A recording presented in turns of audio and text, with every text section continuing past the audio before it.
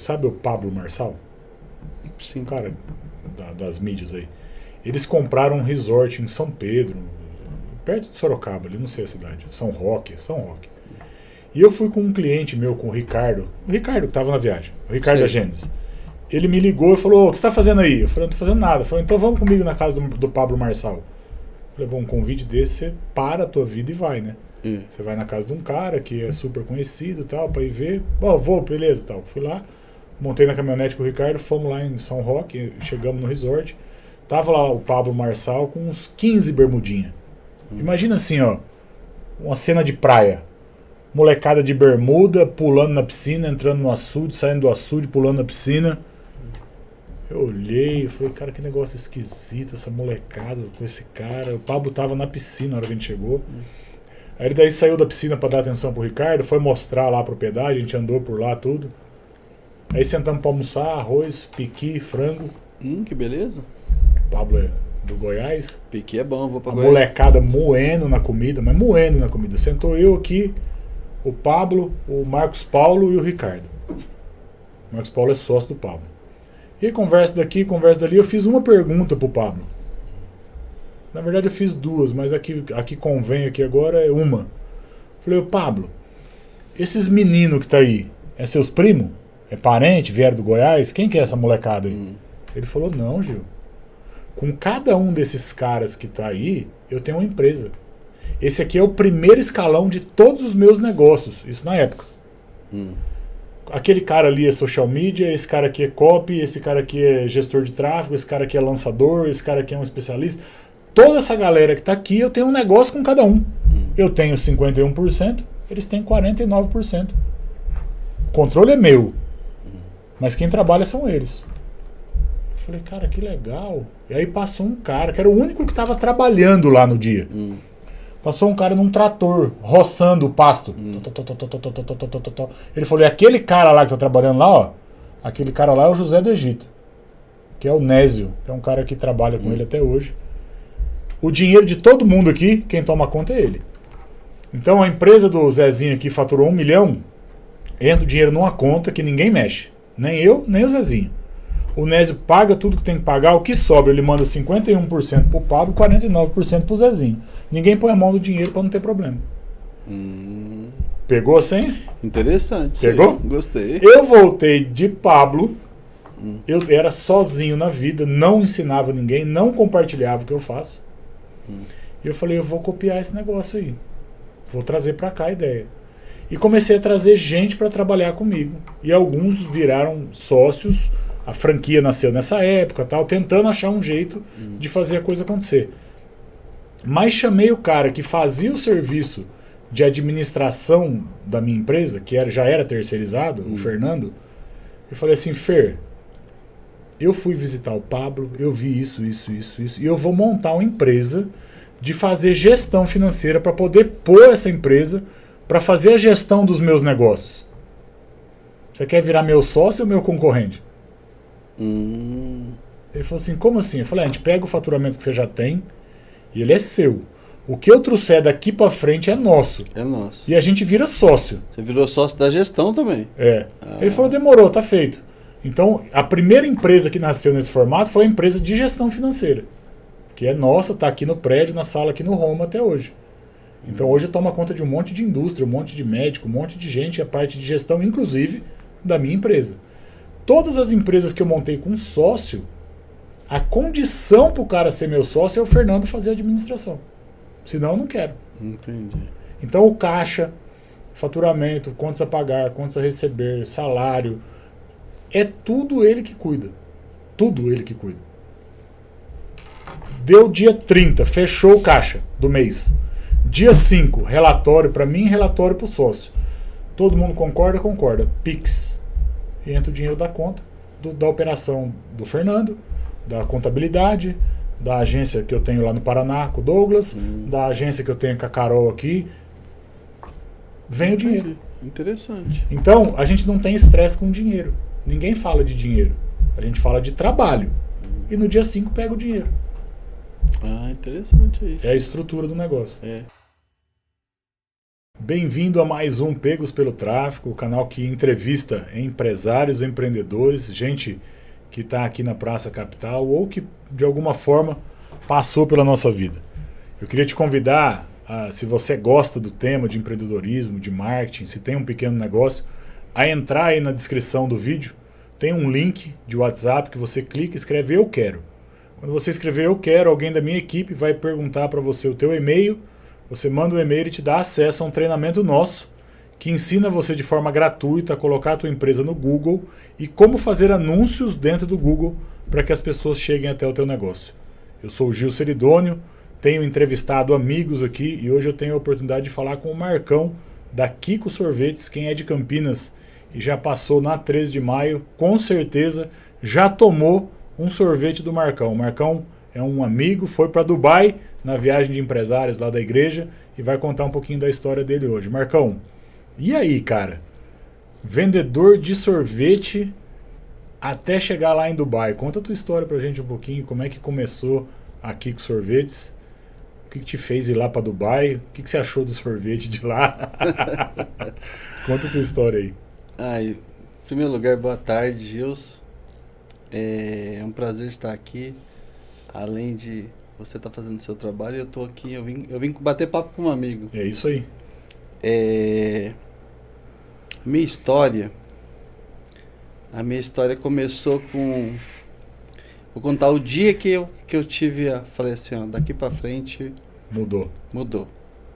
Eu trabalhava numa empresa de segurança e aconteceu uma injustiça muito grande comigo. E a pessoa inventou uma história e eu acabei, sabe? Eu perdi o encanto, na verdade. Eu falei, eu não posso trabalhar porque eu não sou capaz de fazer essas coisas. Eu acho muita crueldade. Uhum. E eu saí eu trabalhava na MS. Eu saí da MS e fui para minha casa chorando durante o caminho. MS Laboratório. Trabalha com vigilante lá, com segurança. Com uma empresa de segurança. Uhum. Né? E eu fui embora no caminho chorando para minha casa. Eu morava perto da MS, eu fui de a pé para economizar a passagem do ônibus, né? Aí cheguei lá, minha esposa era muito jovem também, minha ex-esposa, falou que acontecia muito isso com ela. Também ela não entendia por quê, né? Aí eu fiquei mais calmo em casa. Aí eu voltei para a empresa e fui para outra empresa trabalhar pela mesma empresa de segurança, mas em outro posto. Mas já com aquilo na minha cabeça que eu não ia ficar.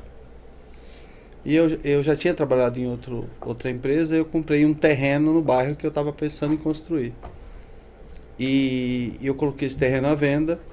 Eu já queria montar a sorveteria, meu tio já tinha esse negócio em Goiânia. Uhum. E aí eu vendi esse terreno, pedi demissão da empresa. Isso foi acho que em 99. Na virada de 99 para 2000. 25 anos. Aí eu peguei e vendi, peguei um carro, mais um pouco de dinheiro, levei isso para Goiânia e voltei com uma máquina. Deu para comprar a máquina e fiquei devendo um pouco ainda. Aí eu pus a máquina no fundo da casa da minha mãe. Uhum. E fui procurar pronto para me trabalhar. Aí quando eu cheguei em Campinas, o meu irmão já tinha uma sorveteria em Campinas, o meu tio também já tinha uma sorveteria em Campinas. E tinha uma rua muito movimentada que não tinha nenhuma máquina de sorvete. Que rua que era? Álvares Machado, no centro de Campinas. Álvares Machado com a 13 de maio. Uhum. E aí eu tinha uma chinesa.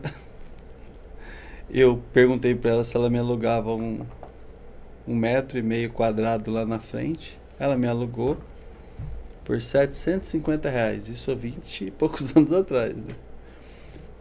Primeiro dia eu vendi R$5.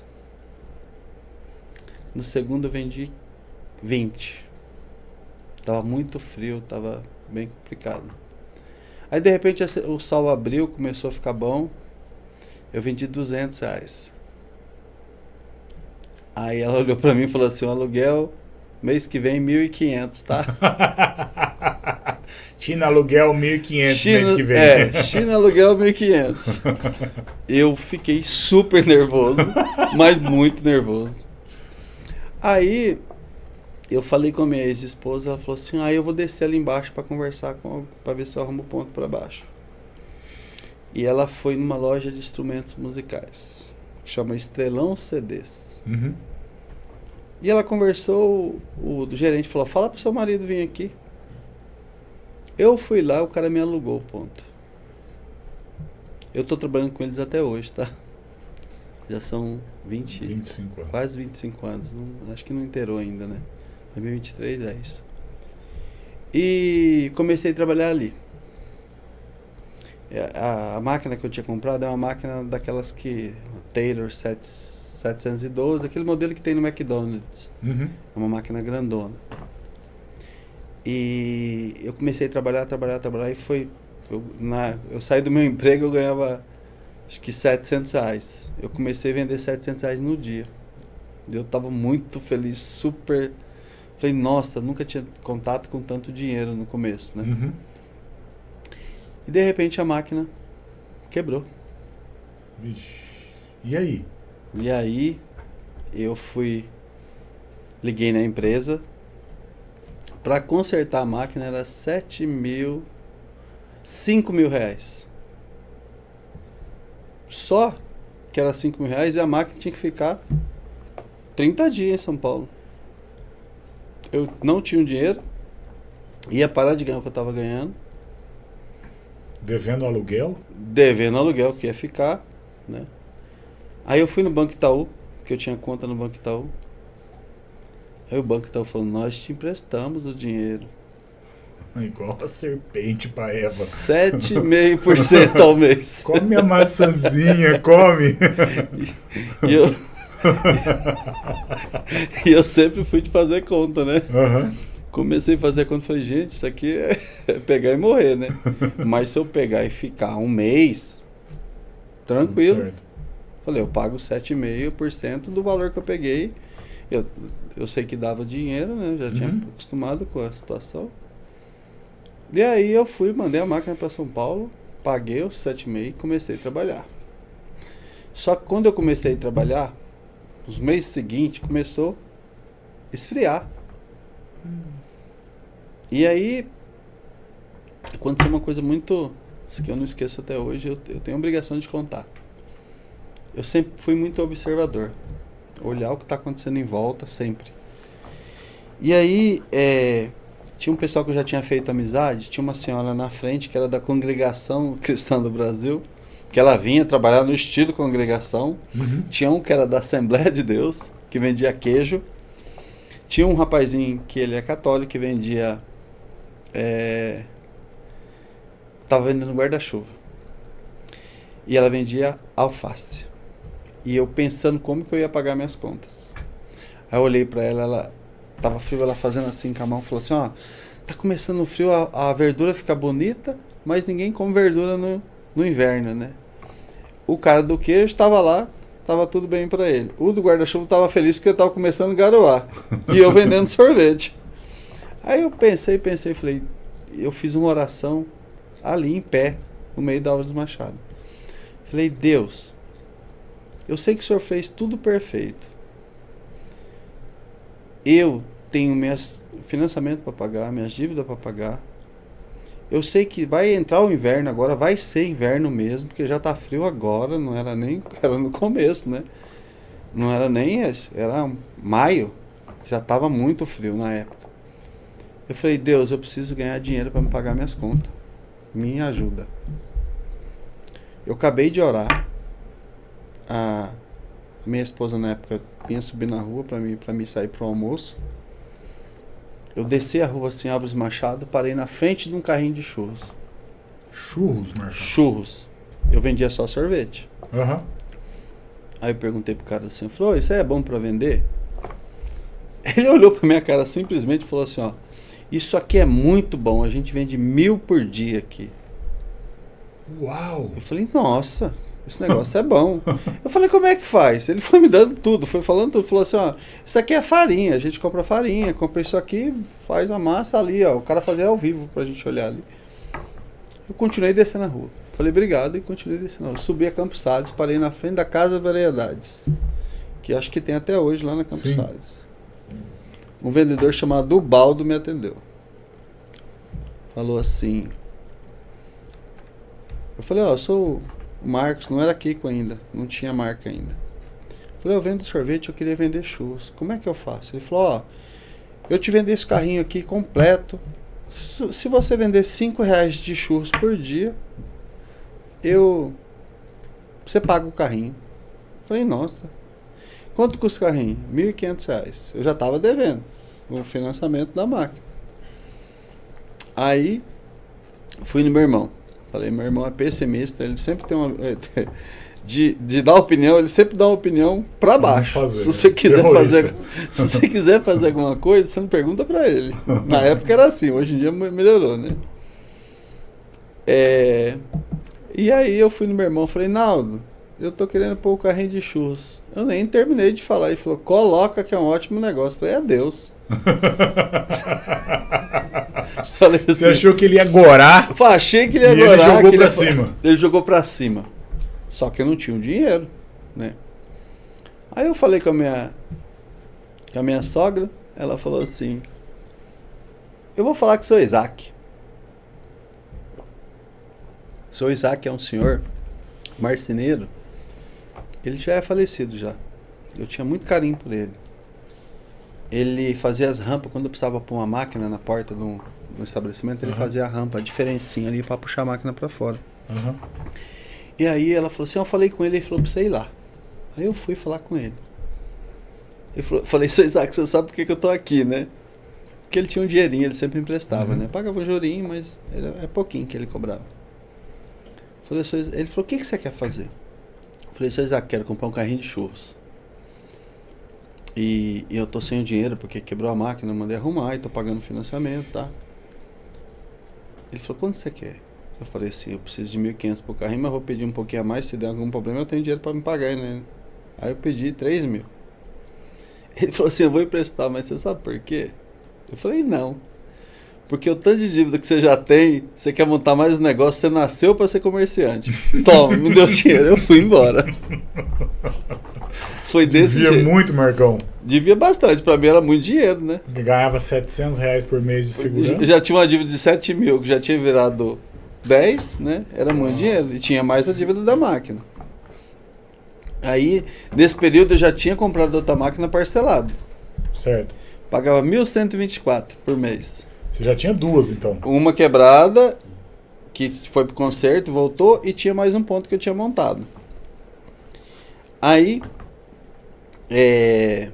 eu peguei, comprei esse carrinho de churros e comecei a fazer. Os primeiros 5 kg de farinha, a gente mandou junto com a máquina que não prestava de volta. A máquina que passa a massa, ela enroscava. E aí você não conseguia tirar a massa aqui embaixo. Só que eu não sabia que tinha a máquina lá, né? Ele me vendeu a mais baratinha, coitado. Ele me vendeu para me ajudar a mais baratinha, com o dinheiro que eu tinha. Mas a boa custava R$700. A maceira? Eu tenho ela até hoje trabalhando. É boa mesmo? É boa mesmo. Aí, eu fui lá e devolvi com massa e tudo pro cara. Suja. Peguei o resto. Suja, cheio de massa. Com massa dentro. Foi com a farinha e com tudo. Entreguei pra ele. Falei, não presta. Você me dá uma que funciona. Ele falou, essa aqui funciona. Quando eu cheguei lá, cara, você precisa ver a força que a gente fazia pra rodar a manivela pra sair a massa aqui embaixo. Mas era muita força. Quando eu peguei a máquina, que ele me vendeu a outra, eu pus ela sem fixar na pedra e fiz assim. A massa desceu perfeito embaixo. Falei, gente do céu. O que a gente não saber? Falta de conhecimento, né? Aí, pus a máquina ali e comecei a trabalhar. Foi um ano tão frio, mas tão frio. Quando eu comecei a vender churros, não sei de onde aparecia tanta gente para comprar. Mas é que no frio, o doce frito assim deve vender mais, né? Então, mas foi fora do normal. A gente faz as coisas, mas foi Deus. Porque eu nunca vendi tanto na minha vida igual eu vendi naquela época. O leite é o produto mais caro que tem de sorvete. Um saco de leite custa R$600. Eu trabalhei o inverno inteiro. Inverno. Paguei todas as prestações em dia. E tinha 20 sacos de leite pago no estoque para me começar o verão. Leite é a base pro sorvete. Base pro sorvete. Tá. Aí quando começou o verão eu tinha o leite pago, as minhas dívidas tudo em dia. Eu já tinha pago, acho que já tinha pago o banco. Porque eu sempre fiz assim, eu fazia um financiamento, mas não esperava 12 parcelas. Eu ia lá, juntava o dinheiro, toma, quita aí. Porque o juro é sobre juro e não coisa. E daí foi aí eu comecei. Ô Marcão, hoje tem marca própria. Por que saiu do Marcão do sorvete pro Marcão da Kiko sorvete? Boa pergunta. Eu tinha um cliente que ele era enfermeiro, eu não vou lembrar o nome dele aqui agora, tá? Ele trabalhava no Veracruz. E ele era cliente fiel. Pensa numa pessoa que todo dia, eu trabalhava na máquina. Todo dia de tarde eu sabia que ele ia subir lá, ia pegar um churros, um sorvete e ia trabalhar. Hoje todos os pontos, desculpa só interromper, hoje todo ponto seu tem churros e sorvete? Ou é um... Todos. É padrão. Padrão, churros, sorvete, milkshake, açaí, tudo junto. Já aumentou a lista. Aumentou. Aí ele passava e pegava sorvete. Aí ele chegou um dia, eu estava vendendo churros. Aí ele falou, é churros do Kiko? Kiko? Ele é o Kiko. Aí sabe quando você fica assim, boiando, você fala assim... Não sabia nem o que era. Da onde que ele tirou essa história, né? Aí... Ô produção, coloca o Kiko pedindo churros aí. Só pro pessoal entender. Porque o pessoal mais novo nem sabe quem é o Kiko. Aí, no outro dia, de novo, dá um churro do Kiko. Eu falei, o quê? Da onde você tirou o Kiko? Eu falei pra ele. Ele falou assim, você não assistiu no Chaves? O Kiko tá vendendo churros. Aí eu fui assistir. Mas era até engraçado ali. Churros! Lembra? Eu fui assistir. Aí eu falei, nossa. Aí no outro dia ele veio de novo. É churros do Kiko? Eu falei, é. Aí eu peguei uma cartolina mesmo, cortei um pedaço assim, mais ou menos. Canetão, escrevi churros do Kiko. Aí depois eu escrevi Kiko Sorvetes. Aí, todos os pontos que eu tinha, eu colocava Kiko Sorvetes. Aí um dia apareceu um cara de gráfica. Falou, você não quer que eu faça uma arte pra você? Um banner e tal. Eu falei, eu quero. Ele falou assim, eu vou fazer um logo pra sua marca. Aí ele fez um logo. Aí todas as marcas, todos os pontos que eu fui abrindo, eu fui colocando o logo. Depois eu registrei essa marca. A marca é minha. Que legal. Churros do Kiko. Do Kiko. Foi assim que começou. Marcão, uma das coisas que eu mais gosto de fazer é dar palpite na vida dos outros, sabe? Você contando a história hoje, Marcão, pra quem não sabe, tem o quê? 8 pontos de sorvete? 8. Marcão domina a Francisco Glicério, né? Se quiser tomar um sorvete na Glicério, é seu. O meu negócio é na 13 de maio. Na 13 de maio. A Glicério é a que corta. 13 de maio. Tô pondo a mão subindo e falando a rua que corta. A 13 de maio, todo ponto de sorvete lá é da Kiko. Todos. Quer sorvete lá, vai vir com o Marcão. Não tem jeito.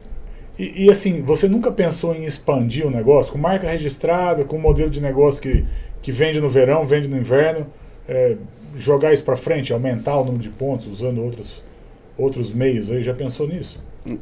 Eu pensei nisso lá atrás, quando eu montei meu negócio, que eu fui escalonando, porque você começa a comprar de 10 sacos de leite, depois você passa para 200 sacos de leite, depois 1.000 kg de açúcar para um caminhão, né? Aí eu vi que o negócio podia ser replicado. Só que no começo eu preferi fazer o quê? Dominar a área central de Campinas. Por conta da quantidade de pessoas que tinha. Tinha muita gente. Muita. Naquela época já era 200 mil pessoas circulando ali no centro. População da cidade que eu moro. Entendi. Né? E aí... E também tinha todos os modelos de franquia que me apresentaram, era coisas que iam engessar a pessoa, que não ia deixar, as pessoas não iam ter a liberdade de trabalhar. E para trabalhar no negócio, você tem que ter a liberdade. Eu não queria montar um negócio, expandir o meu negócio, destruindo a vida das pessoas. Todas as pessoas que eu conheço que montou alguma coisa, essa pessoa trabalhou. Vou citar algumas empresas aqui por conta de Que geralmente é assim. Trabalhou com franquia, com coisa franqueada, não? Geralmente é assim, a pessoa trabalha 25 anos na Bosch, recebe a rescisão da vida dela, que ela não vai ver de novo. Uhum. E aí sempre aparece uma franquia, vende uma franquia para um cara, cobra 300 mil, cobra 200 mil. Aí a pessoa passa praticamente, vira funcionário da franquia. Ele queria o sonho de ser o proprietário do negócio. Aí ele vira funcionário da franquia. E aí ele acaba perdendo todo o dinheiro que ele tem. Ô Marcão, você sabe que aqui a gente faz um negócio um pouco diferente dentro da empresa. Eu já tentei franquear. Eu vendi 2 unidades de franquia. A primeira, o meu sócio foi fazer um transplante e faleceu por conta do transplante. Aí fechou.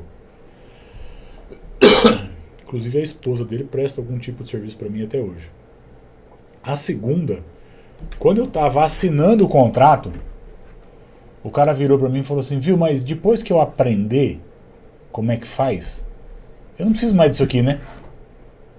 Eu falei, não precisa nem hoje. Rasguei o contrato e joguei no lixo. E parou ali a franquia na minha vida, acabou ali.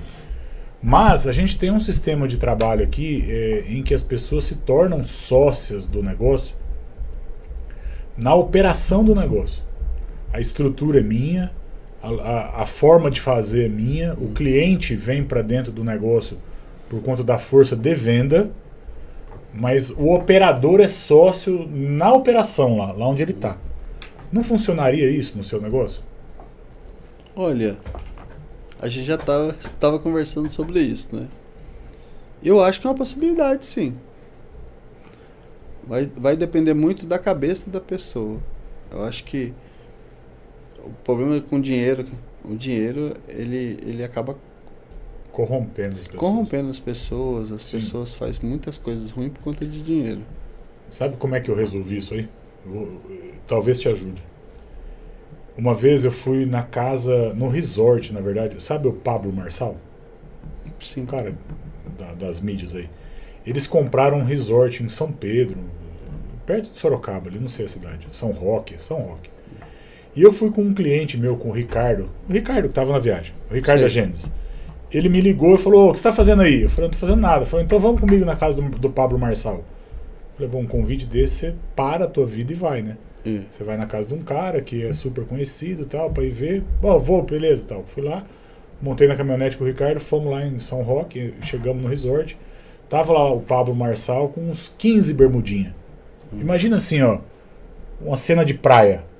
Molecada de bermuda, pulando na piscina, entrando no açude, saindo do açude, pulando na piscina.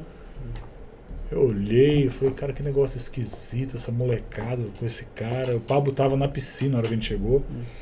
Aí ele daí saiu da piscina para dar atenção pro Ricardo, foi mostrar lá a propriedade, a gente andou por lá tudo. Aí sentamos para almoçar, arroz, piqui, frango. Que beleza. O Pablo é do Goiás. Piqui é bom, vou pra a Goiás. Molecada moendo na comida, mas moendo na comida. Sentou eu aqui, o Pablo, o Marcos Paulo e o Ricardo. O Marcos Paulo é sócio do Pablo. E aí, conversa daqui, conversa dali, eu fiz uma pergunta pro Pablo. Na verdade eu fiz 2, mas aqui convém aqui agora é uma. Falei, Pablo, esses meninos que tá aí, é seus primos? É parente? Vieram do Goiás? Quem que é essa molecada aí? Ele falou, não, Gil. Com cada um desses caras que tá aí, eu tenho uma empresa. Esse aqui é o primeiro escalão de todos os meus negócios. Isso na época. Aquele cara ali é social media, esse cara aqui é copy, esse cara aqui é gestor de tráfego, esse cara aqui é lançador, esse cara aqui é um especialista. Toda essa galera que tá aqui, eu tenho um negócio com cada um. Eu tenho 51%, eles têm 49%. O controle é meu. Mas quem trabalha são eles. Eu falei, cara, que legal. E aí passou um cara, que era o único que estava trabalhando lá no dia. Passou um cara num trator, roçando o pasto. Ele falou, e aquele cara lá que tá trabalhando lá, ó, aquele cara lá é o José do Egito, que é o Nésio, que é um cara que trabalha com ele até hoje. O dinheiro de todo mundo aqui, quem toma conta é ele. Então a empresa do Zezinho aqui faturou 1 milhão, entra o dinheiro numa conta que ninguém mexe. Nem eu, nem o Zezinho. O Nésio paga tudo que tem que pagar, o que sobra ele manda 51% pro Pablo e 49% pro Zezinho. Ninguém põe a mão no dinheiro para não ter problema. Pegou a senha? Interessante. Pegou? Gostei. Eu voltei de Pablo, eu era sozinho na vida, não ensinava ninguém, não compartilhava o que eu faço. E eu falei, eu vou copiar esse negócio aí. Vou trazer para cá a ideia. E comecei a trazer gente para trabalhar comigo. E alguns viraram sócios, a franquia nasceu nessa época, tal, tentando achar um jeito de fazer a coisa acontecer. Mas chamei o cara que fazia o serviço de administração da minha empresa, que já era terceirizado, o Fernando, e falei assim, Fer, eu fui visitar o Pablo, eu vi isso, e eu vou montar uma empresa de fazer gestão financeira para poder pôr essa empresa para fazer a gestão dos meus negócios. Você quer virar meu sócio ou meu concorrente? Ele falou assim, como assim? Eu falei, a gente pega o faturamento que você já tem e ele é seu. O que eu trouxer daqui para frente é nosso. É nosso. E a gente vira sócio. Você virou sócio da gestão também. É. Ele falou, demorou, tá feito. Então, a primeira empresa que nasceu nesse formato foi a empresa de gestão financeira. Que é nossa, tá aqui no prédio, na sala aqui no Roma até hoje. Então, hoje toma conta de um monte de indústria, um monte de médico, um monte de gente, a parte de gestão, inclusive, da minha empresa. Todas as empresas que eu montei com sócio, a condição para o cara ser meu sócio é o Fernando fazer a administração. Senão eu não quero. Entendi. Então o caixa, faturamento, contas a pagar, contas a receber, salário, é tudo ele que cuida. Tudo ele que cuida. Deu dia 30, fechou o caixa do mês. Dia 5, relatório para mim, relatório para o sócio. Todo mundo concorda? Concorda. Pix. E entra o dinheiro da conta, da operação do Fernando, da contabilidade, da agência que eu tenho lá no Paraná com o Douglas, da agência que eu tenho com a Carol aqui. Vem o dinheiro. Interessante. Então, a gente não tem estresse com dinheiro. Ninguém fala de dinheiro. A gente fala de trabalho. E no dia 5 pega o dinheiro. Ah, interessante isso. É a estrutura do negócio. É. Eu nunca tinha pensado por essa ótica aí. Tem que ter o José do Egito. Tem que ter o cara que vai contar o dinheiro. Tem que ter o cara que controla e que não é parte de nada, entendeu? Ele é o cara que controla. Tem software, tem sistema, tem caixa, tem registradora, tem câmera filmando. Todo dia ele fecha o caixa. Porque é impossível para mim, é impossível para você fechar. Hoje você fecha 8 operações todo dia. Caixa, deve ter 2, 3 caixas de cada operação todo dia. Como que você faz isso se fossem 8.000 operações? Não dá para fazer. Entende? Você tem que ter gente fazendo o fechamento de caixa num formato que você estabeleceu. E bota o cara para fazer. Paga ele pelo serviço dele, que é muito mais barato do que ter um financeiro dentro da empresa. Porque ele é financeiro de um monte de gente. Então o salário dele é rateado por várias empresas. E fica profissional o negócio. Foi assim que eu resolvi aqui. Você falou do dinheiro ser um problema? Aqui não é. É bem interessante. Gostei da ideia. Funciona. Funciona. Precisa ver se funciona pro sorvete. Porque, veja, Paulínia tem a Avenida Central, com bastante gente. Hortolândia tem movimento de gente. Sumaré tem movimento de gente. Campinas tem regiões que você poderia estar com máquina e não tá, porque fica fora ali da tua operação. Com a mão do outro, a gente consegue esticar. Mas tem que dividir. Isso é importante, dividir, né? A diferença para mim aqui, Marcão, na operação, é que quando o cara vira sócio, ele toca o negócio com outra vontade. Ah, Gil, mas só deu certo até hoje? Não. Aqui onde a gente está é um lugar que deu errado. Aqui? Aqui. Esse estúdio aqui não era para eu tocar o estúdio. Não era uma operação para eu ficar aqui dentro. Era para outra pessoa. Era uma operação para um sócio tocar. Eu montei, eu mobiliei, eu decorei, comprei equipamento, pus tudo aqui funcionando. Falei, agora vai. Só que ele estava num momento da vida dele que o agora vai para ele não deu certo. Ele não tinha condição de esperar a coisa engrenar para fazer do faturamento do negócio um salário. Eu entendi. E aí ele tinha necessidade pipocou, mais... ele falou, Gil, eu preciso cuidar das minhas coisas, não dá para ficar aqui. E a gente falou, então tá bom, então vai. Ele foi, presta serviço pra gente em algumas áreas, mas não é sócio da operação. Entendi. Bem interessante, né? Bora meter sorveteria do Kiko em tudo que é canto? Não? Demorou. Quanto gasta hoje, Marcão, para montar um enxoval de uma loja? Essa conta é meio complicada, mas Vamos supor que... Aí. Foi equipamento novo, vai. Equipamento novo vai gastar uns... Mais ou menos, tá? Com balcão, com caixa, com tudo. Montadinho. Vai gastar uns 80 pau. 80 mil. Um 80 ponto mil. bem montado. Montadinho. É porque é tudo ponto pequeno, né? Dá pra montar. Com 80 dá. Com churros, com açaí, com sorvete e... Milkshake. A máquina, milkshake. a máquina faz tudo. Então a máquina faz açaí, faz milkshake. A mesma máquina tem bico de açaí, bico de sorvete, é isso? Eu posso fazer, vamos supor, uma máquina com 2 bicos, um bico ser morango, outro bico ser açaí. Ou leite condensado com açaí. Entendi. Ou se não, tem que pegar outra máquina, aí fica com 2 sabores. 2 sabores. Marcão, eu gosto de fazer umas perguntas difíceis. Tá pronto? Manda. Tem alguma coisa que você fez que hoje, depois de passado um tempo, você faria diferente? Alguma coisa que você se arrependeu de fazer, que você procuraria um outro caminho?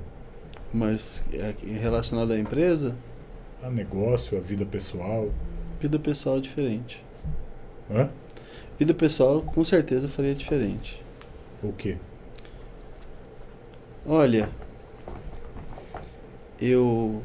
quando eu casei, a minha esposa, eu tinha 27 anos e ela tinha 17 para 18.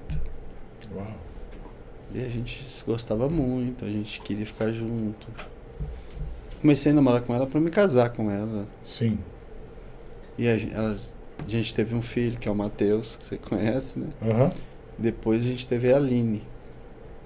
E foi num período que eu tava assim, focado na empresa, No negócio. no negócio. E ela trabalhava com você? Ela, no começo ela começou a trabalhar comigo, mas na maior parte do tempo ela ficava em casa, então eu acho que ela se sentia sozinha, ela queria ficar junto. E eu acho que nesse período eu não fui a pessoa que devia ser. E o meu casamento acabou. Com relação ao casamento. Isso. Deveria ser diferente. Diferente. E com relação ao trabalho, o que você faria diferente? Ao trabalho,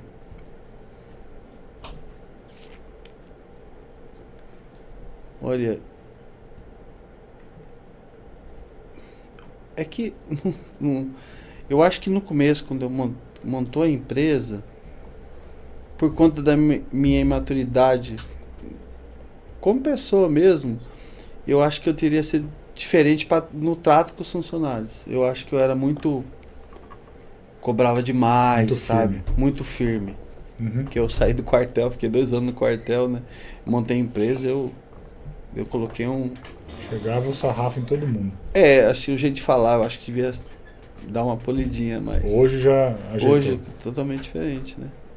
Legal. Marcão, com relação a marketing, tem alguma coisa que você gostaria de saber, que você tem dúvida, que você gostaria de fazer e não sabe o que é, como fazer, alguma coisa de marketing que... Cara, eu precisava fazer. Propaganda, só que eu não tenho conhecimento, assim, de como mas funciona o mundo. Para marca, para os pontos, pra marca, pra marca, produto, né? Para levar mais gente no ponto ou para vender a ideia de outras unidades? Os dois. Os dois. Os dois. No caso da comida como um todo, tudo que é comida, a propaganda precisa dar água na boca. Precisa dar vontade de comer aquele trem. Então o churros tem que sair fumaça. Tem. E o sorvete tem que ser aquele... tipo quando abre Coca-Cola. Sabe assim? Então é produção de vídeo desse jeito com relação à comida. Isso na rede social. Rodando propaganda para quem tá lá na 13. Para dar vontade do cara de te achar lá na 13 para tomar um sorvete. Só que o teu ticket médio não é alto. Não. Então você não pode gastar muito para obter um cliente. Tem que ser um negócio que vá para muita gente e custe barato por cliente. Entendeu? E na hora certa. É fazer propaganda quando tá calor pro sorvete, quando tá frio pro churros. Deu frio? Que tá um churros. Tá calor? Um sorvete. Na rede social é o lugar para rodar isso aí. Tem que ter gente para fazer isso, né? Na verdade, é igual o José do Egito, Marcão. Você terceiriza. Você contrata o cara para fazer e o cara executa isso diariamente para você, como se ele estivesse lá na unidade. Aí, mas como que ele faz? Ele grava. Ele tem um arquivo de coisa gravada para poder rodar a propaganda dia após dia do que está acontecendo. Então daí o Marcão liga pro cara, falou: hoje é churros. E o cara, pau no churros. Hoje é sorvete, pau no sorvete. Entendeu? Entendi. Ele roda anúncio e você só controla a distância. Não vale a pena ter um time de marketing dentro da empresa nesse tamanho. Porque você teria que ter um cara de edição de vídeo, um cara de social media, um cara de anúncio, um cara de site. É muita coisa. 5 pessoas. É o que eu montei na Bono Pneus, do time da franqueadora lá. 5 pessoas trabalhando para tocar 70 lojas de pneu. Numa operação de 8, 9 lojas, você contrata alguém que tem esse time e que divide esse time com um monte de gente. Entendi. Entendeu? E a gente faz uma padaria aqui para dar fome, para dar vontade do cara comer. A gente roda anúncio, a galera sai das salas e vai lá comer na padaria. Aqui? É. Faz aqui. Tá saindo o lanche agora aqui e tal, sim. Tem que dar fome. É isso aí. Marcão, obrigado por ter vindo, por contar a tua história, por abrir o coração aí. E quem sabe a gente não começa uma plantação de máquina de sorvete daqui pra frente. Demorou. Tá bom? Valeu, Marcão. Valeu. Obrigadão, viu, velho?